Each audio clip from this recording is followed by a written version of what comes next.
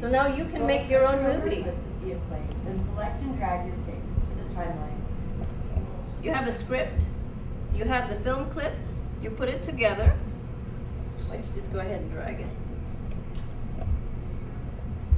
And we did this because we showed the video on the filmmaker, Tadashi. The young gal from Fresno was also a filmmaker. So now kids have a chance to make their own movie.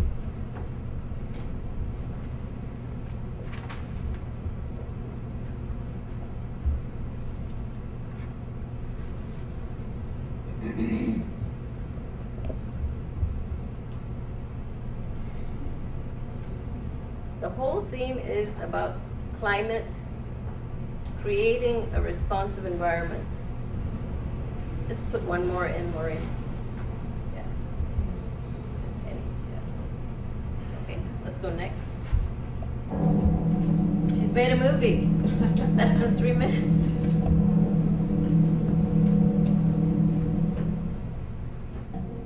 At first, we told him to ignore it. We said that if he didn't react, didn't respond, it would go away, that they would leave him alone. But they didn't. It only got worse. He was different than other kids.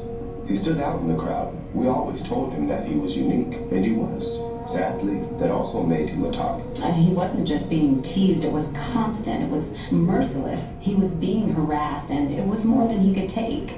I wonder if those children who were so cruel to him know what they did, know how they hurt my boy. I wonder, do they feel responsible? I keep asking myself, what about all the people watching? You saw it happening every day and never once said, stop, this is wrong. You wouldn't have allowed it if it were your friend being hurt. Didn't our son deserve someone to stand up for him too? That's just a little sample of what's on the website. All the tools are based on cognitive and affective outcomes. I mean, we're very deliberate in what we're doing. You see the film, you do the interactive, there's a game that goes along with it, you know, there's an online game that goes along with it, and then we have opportunities for people to post video or nominations for extraordinary people. We're still developing this. So it's very interactive. And like I said, this is Express Yourself. That's why it was particularly relevant here.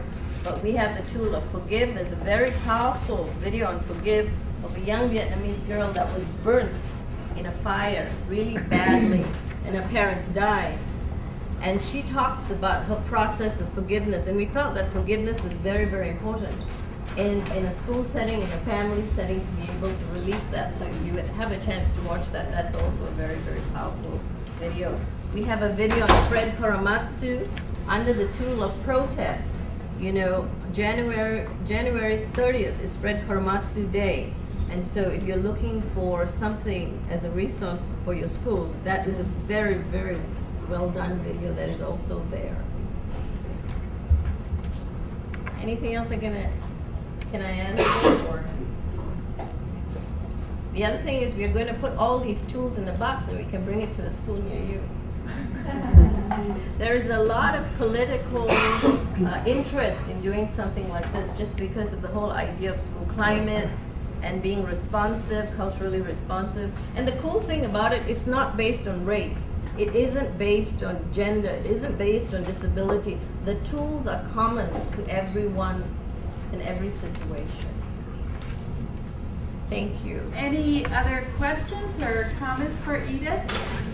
Edith came to our staff development day a few weeks ago and did this presentation, and the technology was working then. And our staff liked it for several reasons. Number one, all those wonderful video clips were contained in the website. You don't have to go out into the internet and get with all that other stuff. So if you have a filtered situation, this is perfect. And you can, Maureen put together a film in a few minutes, that's all it takes. But you can change that film a million times. Ways. And I mean, it's so important for students to understand how changing one video clip or changing the narrative or the music makes a huge difference, not just only in the arts, but in life. It's a great piece for character education. And on behalf of the staff, I have to tell you there are interactive games that are Monopoly-like look, And they would not let Edith stop her presentation because they wanted to finish the game. So it really was very fun, and we see it as a really viable tool, especially for connecting to language arts and character development, as well as the arts in general. And really, I would love to have you come and play with it, you know, because it's here in Sacramento, and like I say, we're going to put it on a bus. Doris Matsui has done an appropriations to do that.